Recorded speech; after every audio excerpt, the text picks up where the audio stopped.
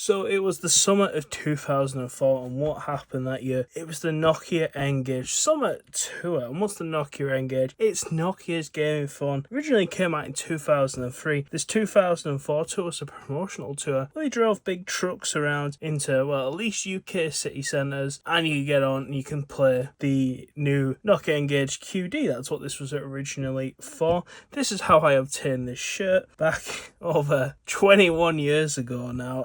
I originally got this in Bristol. That's when they stopped there, but was lucky enough to see the Nokia N Gage tour, and yeah, this is the shirt from that day. It's Speed Freak, as you see, QD. But let's have a look at the N Gage itself. So the N Gage itself, this is the original model. Overall, I believe, but they sold about 3 million units, which the PS Vita sold about 15 million units, and we all know how hard that failed. So the Nokia N Gage is a phone and a gaming device, but there's no actual gaming hardware in it. At the end of the day, it is still just like a phone. We're in Nokia Symbian, and I'll put the text back on the screen, but it doesn't really matter. It's a 2.1 inch screen, and it's a pretty unique design. There's a unique way to answer a phone call on this device as well. I believe that's the earpiece there, and this small hole down here next to the charger is your microphone.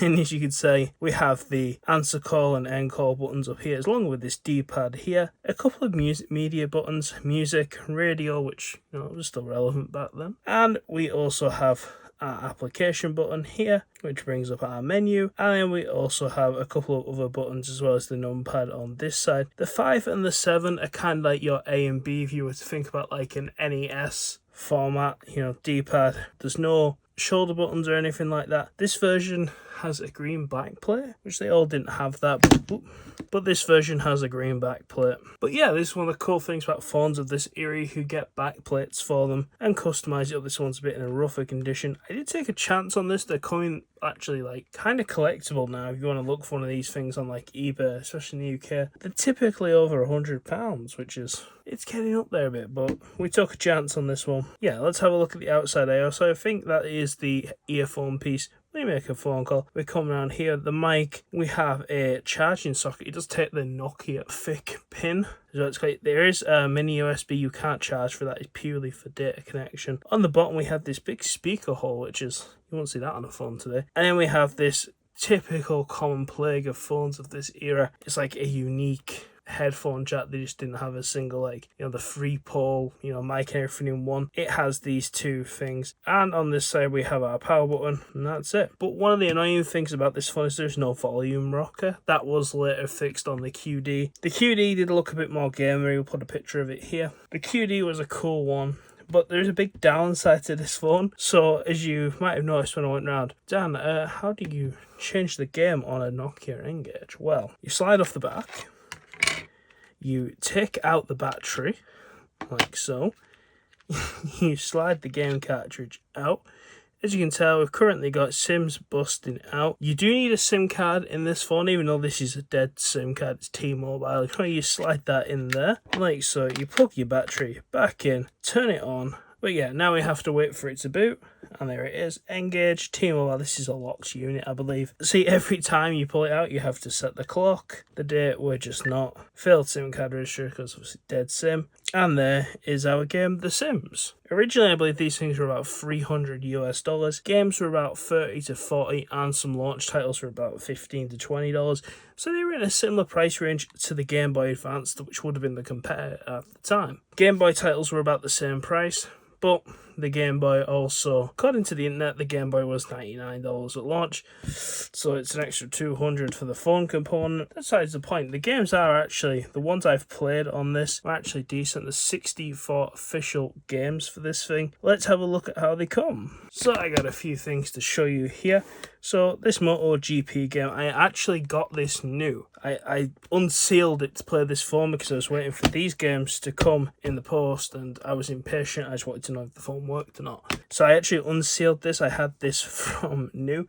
There is surprisingly a good amount of sealed N Gage stuff on, especially on UK eBay. I don't know if this is faded or it's always supposed to be that. I feel like this should be more white than it is. But the N Gage cases are surprisingly nice. So that's the case on the front, and this is the back. Some screenshots of the game. Of course, the games don't look great by any standard. But this is what you'll be greeted with if you open the frame. You wouldn't have this We'll talk about that in a second. But yeah, this is what you'll be welcome with. You have your game there, which comes on like an MMC card, which is very similar shape to an, I think it is the same size as an SD card, but it's an MMC card, quite small in size. This one here is just a normal memory card style one. That one is 32 megabytes. The one that holds the Sims is 15. And you could really tell that they were going for portability here. They actually wanted this product to take off. When you get an N Gage game, it comes with this roadmap style leaflet on how to basically take the game out, and they all seem to come with one of these. And what's one of these, Dan? Well, it's, as you can see here, it's for storing your N Gage games in, so you could easily take it around with you. They did have something like this for the DS as well, but yeah, you could stick 4 games in there, and one in your N Gage. That's 5 games. That's pretty good. And on top of that, you get a manual. Back when we got manuals, and these are nice colour manuals as well, multiple languages of course. So what's this about then? So when I got this phone, it was untested, they didn't have a charger, but it turned out all it needed was a new battery and some charge, and it worked fine. But this memory card is supposed to have Tony Hawk on it. There's a Tony Hawk game on the N Gage. It's one of the 64 games that exist. The memory card is locked. There's a password on it. There is supposed to be a method. Maybe we'll do that in another video. You download some software and basically find it. It's apparently in a plain text file, but I asked the seller if they knew, and they just haven't responded, so yay. But yeah, this is a memory card that you can download games on, because NokiaGame.com, and also called N Gage Arena, was an online service that let you download games, a bit like Xbox Live or something like that, and you could install them onto the memory card and play them on your phone. So that's what that one looks like. But this is the game that basically is the reason I own this N Gage today. This was the game that I played on the N Gage Summer Tour Bus in 2004, Pandemonium. I didn't actually know it was called that until recently when I was looking at screenshots of N Gage games, because like I said, only 64, and I can guarantee which ones it wasn't, so it made it kind of easy to find this one. It's actually quite not a terribly priced game. The N Gage games in price, they're kind of more of a rarity issue than a price issue. There's nothing too expensive. There's a few games that are, you know, quite expensive, but a lot of the games are like sub £40, which is like, that's a lot for an N Gage game. So this is Pandemonium. This is the game. I originally played it on the N Gage tour, and what is stuck in my brain for the last 21 years. So like I said, once again, similar setup, little tray behind there. Colour manual, this one's a bit nicer to look at than the Moto GP one. Once again, here's the game cards in there. So that's the N Gage stuff. And another cool thing about these is because these are the older phones of the time, you can unclip the case from here, and you can change the case because obviously it didn't ship with this green plate. And there's some different variants, where there's like a lighter one here, like a light grey plastic on the outside. There's a few different variants knocking around. One thing I will say is if you're looking at getting one of these, where the plastic starts to oil or like turn into oil, is definitely affecting this model. I haven't taken the case off because it's coming around the buttons. I don't think it'll show up on camera. If we look around the edge of this D-pad, you'll see it might be a little bit shiny. That is the oil starting to seep out. So it might be wise if you see some buttons, maybe pick an extra setup, but they're probably just the same age. But yeah, that's a problem with the N Gage. And yeah, so that's the accessories and stuff I have for the N Gage. So let's get onto some games. This is the home screen of the N Gage, a bit up close and personal now. So I said before, it's kind of like an NES set up in that like 2-button configuration. So we have 5 and 7. They are like, you know, A and B if you will. We have our D-pad over here, which is self-explanatory, and then these like line buttons, one next to the pencil, and here, as you can see, they activate these 2 buttons on the screen. These are sort of like our start and select, so if you will. So this is the menu of Symbian OS. It's pretty standard to like other Nokia phones, so we're not really going to look at that. And when you plug the cards in, you'll see we're going to start with Moto GP. We're going to leave the best to last, and we'll have a look at 5 games that are on the N Gage. So all you do is, it's kind of weird because you click on it, it's like open. You're going to click open to open it. One downside to this N Gage particular, and I will say if you're thinking about getting one, the volume on these, I don't know how to control it. So online we're saying that if you hold the D-pad down one way or the other, it'll like turn the volume off. That really doesn't seem to be the case, which I don't really know why, but it would explain why in the QD version there's actually a volume rocker. Kind of wish I knew that before I bought this one. So we'll turn the music off completely. Luckily, all these games seem to have a setting for it. So this is Moto GP. It's a bike racing game. If you didn't know, we're just going to select through. We're just going to get into the game and show you what it's like. This looks kind of impressive for the time, for what it is. It's not a game that you want to play. There is some definite like frame rate issues with this.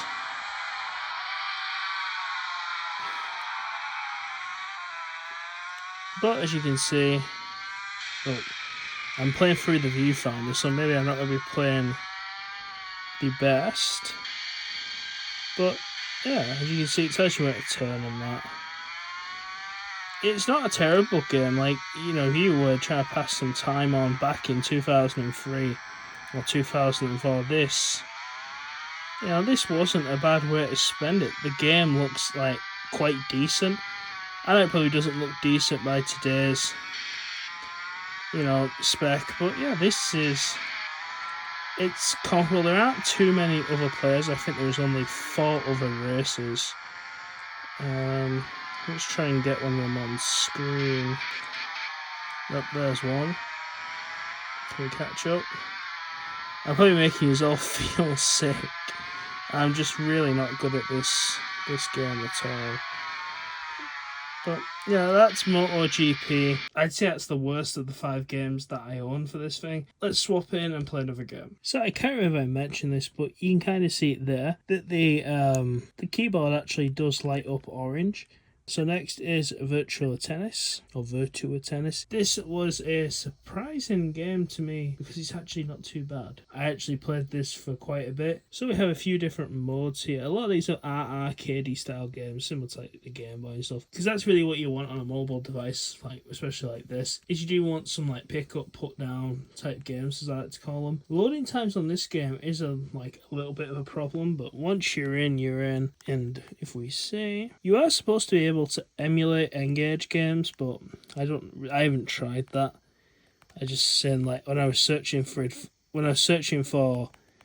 some advice online, that emulation kept popping up, which I was quite surprised at, because like there seems to be more emulation support, or like Reddit posts and stuff, than there does like actual posts about using the hardware itself. I keep losing at this. I have won before, I will have it be known.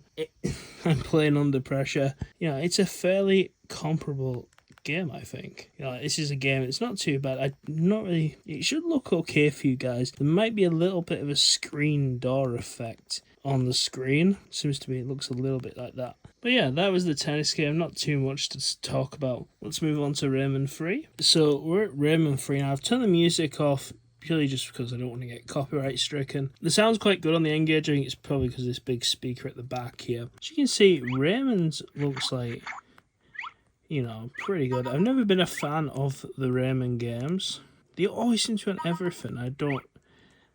I never actually met anyone either that's like, oh, I love playing Rayman. I don't know. It always seems to be one of them, like, franchises that seems to be, like, on everything. But yeah, it's a serviceable game, I think. Like I said, I'm not a big Rayman fan, so I'm not overly sure what, like, the Rayman experience is like on other consoles. It's not really a game I would choose to play. Do any of you guys like Rayman? I want to know. But it's definitely a serviceable platformer. You know, it looks nice as well. The graphics are chunky. It reminds you a bit like of the I think it's the Game Gear where the sprites are quite big.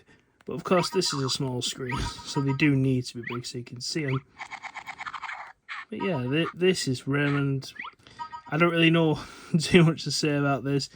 It's definitely a decent 2D game. It looks really nice. Like, I think if you were trying to sell like a phone game, like, look at that background. That background is pretty nice. The sprites are nice. Everything about this game looks nice.